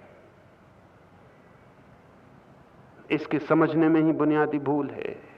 लेकिन ये मानने को तैयार नहीं कि मैं समझता नहीं हूं। अहंकार तैयार नहीं होता कि मैं समझता नहीं हूं। तो मैंने उनसे कहा कि तुम अपनी समझ छोड़ कर आओ तो शायद कुछ हो सके। ये समझ महंगी पड़ रही, और 20 साल हो गए समझते हुए, अब और क्या करोगे, और कितना समझोगे? अब समझने को भी कुछ नहीं बचा। तुम कहते हो सब समझ लिया, अब क्या इरादे? तो उन मित्र ने कहा इसलिए मैं आपके पास आया हूं कि कृष्णमूर्ति जो कहते हैं उससे अब कुछ नहीं होता। तो मैंने उनसे कहा फिर कृष्णमूर्ति को पूरा छोड़कर आ जाओ, फिर जो मैं कहता हूं वो करो। उन्होंने कहा मैं तैयार हूं। मैंने उनसे कहा कि तो ठीक है, कल सुबह से तुम ध्यान शुरू करो। उन्होंने कहा ध्यान से क्या होगा? कृष्णमूर्ति तो कहते हैं ध्यान से कुछ भी ना होगा। ये तकलीफें हैं, ये तकलीफें हैं। जिससे नहीं हुआ है वो भी सिर में बैठ जाएगा। उससे कर भी नहीं सकते हैं, उसको छोड़ भी नहीं सकते हैं, और समझदारी का भूत सवार है कि समझ हमारे पास है। तो मैंने उनसे कहा कि अब मैं क्या करूं? 20 साल से तुम जानते हो कि ध्यान करने से कुछ ना होगा, इससे कुछ नहीं हुआ, अब थोड़ा ध्यान करके देख लो। एक आदमी कहता है कि भक्ति से कुछ भी ना होगा, उससे मैं कहता हूं कि तुम ज्ञान की चर्चा काफी कर लिए। अगर उससे हो गया हो तो बात समाप्त हुई, मुझे कोई ऐतराज नहीं। न हुआ हो तो नाच के गीत गा के भी देख लो, पता नहीं कहां तुम्हारा हृदय तरंगित हो जाए, कहां तुम्हारा हृदय अंकुरित हो उठे। रुकावट मत बनो, बाधा मत डालो। मंदिर में भी चले जाओ, मस्जिद में भी चले जाओ, कुरान को भी देख लो, गीता को भी देख लो, बाइबल को भी पढ़ लो, गीत भी गा लो, नाच के भी देख लो, ध्यान करके भी देख लो। तुम्हें कुछ पता नहीं है कि कहां से हो जाए तो सब तरफ टटोल के देख लो, पता नहीं कहां द्वार मिल जाए। और जहां द्वार मिल जाए फिर अपनी बुद्धिमत्ता को एक तरफ रखो और द्वार से बाहर निकलो। नहीं तो बुद्धिमत्ता इतनी मजबूत है हमारे पास कि द्वार भी आ जाए पास तो चूक जाता है। सुना है मैंने, हुस्बिरी एक सूफी फकीर हुआ, वो कहा करता था कि आदमी ऐसा है कि अपने हाथ से मौके गंवाता है। एक आदमी आया हुआ था, उसने कहा कि मैं ये नहीं मान सकता, जिंदगी हो गई हर अवसर की तलाश में हूं कि 2 पैसे इकट्ठे हो जाएं, अभी तक अवसर ही नहीं आया। गंवाने का सवाल नहीं है, मैं अवसर की तलाश में हूं लेकिन अवसर ही नहीं आया, गंवाने का कहां सवाल है। हुस्बिरी ने कहा किसी दिन देखेंगे। एक दिन हुस्बिरी ने उस आदमी को कहा कि मैं उस पार जा रहा हूं नदी के, उस झाड़ के नीचे बैठूंगा, सांझ तुम मिलने आ जाना। और अपने दूसरे भक्तों को कहा कि एक घड़े में सोने की मोहरें भर के बीच पुल पर रख दो, जब ये आदमी आए तब वहां रख देना और दूर खड़े होकर देखते रहना। वो आदमी आया, वो पुल के बीच तक आया और ठीक बीच के करीब आते आते उस आदमी ने आंखें बंद कर ली और बीच का हिस्सा उसने आंखें बंद करके पार किया, घड़े को छोड़ आया। जो लोग खड़े थे वे भी बहुत चकित हुए कि हद हो गई, ये हुस्बिरी ने कोई चमत्कार किया, कोई जादू किया कि ये आदमी भी गजब का है कि आधे पुल तक तो आंखें खोले आया और जब घड़ा बिल्कुल पास था तो उसने आंखें बंद कर ली। घड़े को लेके वे हुस्बिरी के पास पहुंचे, वो आदमी भी पहुंचा। हुस्बिरी ने पूछा कि कहो वो घड़ा बीच में रखा था तुम्हें दिखाई पड़ा? उसने कहा कौन सा घड़ा? हुस्बिरी के मित्रों ने कहा कि घड़ा कैसे दिखाई पड़ेगा, जहां घड़ा दिखाई पड़ता उसके पहले इस आदमी ने आंखें बंद कर ली। हम तो चकित हुए। हुस्बिरी ने उससे पूछा कि तुमने आंखें क्यों बंद कर ली? उसने कहा कि मुझे एक ख्याल आया कि जरा आंख बंद करके पुल पार करके देखें कैसा होता है। ऐसे ही मौज आ गई कि जरा आंख बंद करके चल के देखें। हुस्बिरी ने कहा कि घड़ा रखवाया था तेरे लिए, लेकिन जैसा मैं समझता हूं कि तूने जिंदगी भर अवसर खोए हैं तो जरूर तेरा मन कोई तरकीब निकाल लेगा और तू अवसर खो देगा। ऐसा मैं विचार करता था, वो ठीक हो गया। तूने तरकीब निकाल ली कि जरा आंख बंद करके देखें। हमारा मन हमारी आदतों का जोड़ है और हमने जो भी अब तक किया है वो मन का यंत्रवत हिस्सा हो गया है। अगर आप एक तरफ असफल हुए हैं तो आप दूसरी तरफ भी जाएंगे, अपनी सारी असफलता की आदत को ले जाएंगे और वहां भी असफल होकर सिद्ध करेंगे कि हमें कोई सफल कर ही नहीं सकता। आप असफलता भी आपका सम्मान बन गई है। मनोवैज्ञानिक कहते हैं कि जो आदमी असफल होता रहता है वो सफलता से डरने लगता है, क्योंकि प्रतिष्ठा का सवाल है। वो लोगों से कहता रहता है असफलता ही मेरा भाग्य है, सारी दुनिया मेरे खिलाफ है, नियति मेरे विपरीत है, परमात्मा मेरे विपरीत काम कर रहा है। ये वो इतनी दफे कह चुका होता है कि अब उसे डर लगता है कि कहीं मैं सफल ना हो जाऊं, नहीं तो मेरे पुराने वक्तव्यों का क्या होगा। तो अगर सफलता हाथ में भी आती हो तो वो चूक जाएगा, छोड़ देगा और फिर कहेगा कि देखो नियति, भाग्य, मेरे को सफलता मिलने वाली ही नहीं है। अपने ही दुश्मन बन के हम जीते हैं, अपने मित्र बन के जीने की बात है। अर्जुन के इस सूत्र में अर्जुन ने अपने तरफ अपनी मित्रता बड़ी साफ जाहिर की है। वो कृष्ण से हाथ जोड़कर कह रहा है कि मुझे पता नहीं है, मानता मैं हूं, ज्ञान मुझे नहीं है, आप मुझे बता दें और जो भी उपाय हो जो मुझे मौजू पड़ जाए, जिससे मेरा तालमेल बैठ जाए, ताकि मैं आपको जान सकूं और आपकी समग्रता को अनुभव कर सकूं। आज इतना ही, फिर कल हम बात करें, लेकिन उठे ना, 5 मिनट कीर्तन में सम्मिलित हों, फिर जाएं। आपका मन कहे भी कि चलो चल के देखें, तो भी नहीं, 5 मिनट बैठे रहें।